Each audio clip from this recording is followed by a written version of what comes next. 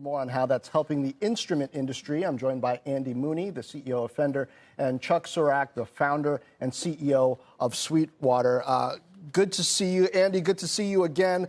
Chuck, let me take a step back first, because I could have sworn just a few months ago Guitar Center filed for bankruptcy, but it looks like in 2020 you guys did quite well. So talk about strategy and tech and preparation and this distribution center that you had set up even before the lockdown. Yeah, thank you, and it's nice to meet you. We were fortunate to have a great year. People were stuck at home, and we had just built a brand new 600,000 square foot warehouse or distribution center, and we were able to have a lot of product in stock. And while many of the other manufacturers, or retailers I should say, and even Amazon shut down for a while, we were able to stay open and ship a lot of boxes. And I don't wish ill will on Guitar Center. I mean, I want them to be successful. They're part of our industry. But our model is quite a bit different than theirs. And there was a period where they were shut down, and definitely some hard times where we were able to stay open and keep shipping products to customers. And Andy, you were working on a tech strategy long before this, having to do with introducing people to instruments and getting them deeper into that. And you kind of put your foot on the accelerator, right, during the pandemic, offering some of that for free. What's the long-term impact, you think, of that?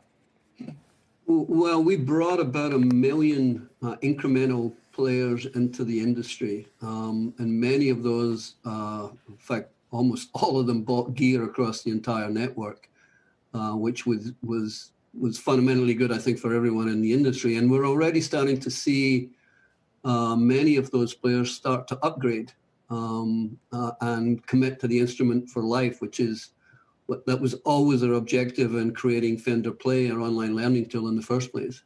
Now, Andy, I was under the impression, perhaps mistaken, that today's youth just have a different sense about music. Maybe it's not as much about acoustic anymore. You know, maybe they're more into digital stuff. Is that wrong? Yeah, it's wrong. The industry, the fretted instrument industry, had been growing high single-digit, low double-digit for the decade prior to COVID.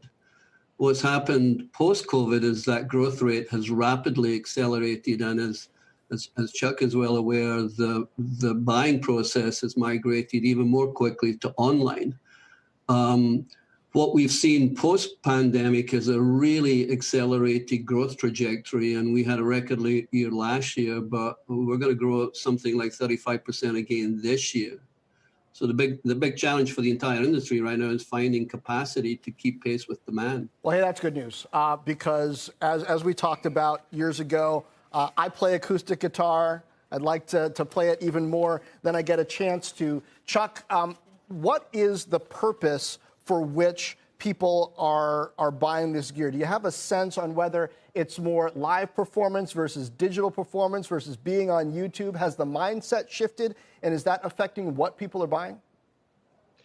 It's all of that. And as Andy said, you know, we had 800,000 new customers last year, and they were everywhere from people wanting to learn to play an instrument, whether it was a guitar or keyboards.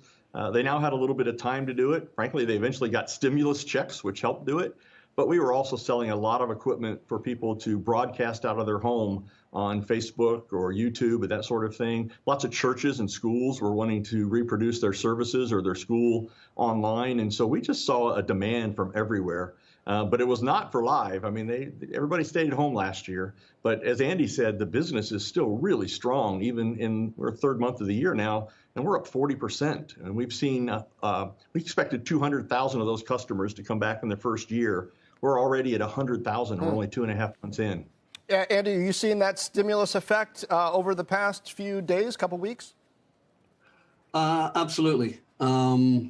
You know, we kind of break our marketing down into almost two segments. I mean, one is to kind of encourage committed players to buy new gear. And we saw that in spades recently with the launch of our American Acoustasonic Jazzmaster. Wow. But the other big initiative that we've been pushing on for 6 years is just to bring new players in generally into the front end of the market. And that's where, that's increasingly the big move. Shepard Smith here. Thanks for watching CNBC on YouTube.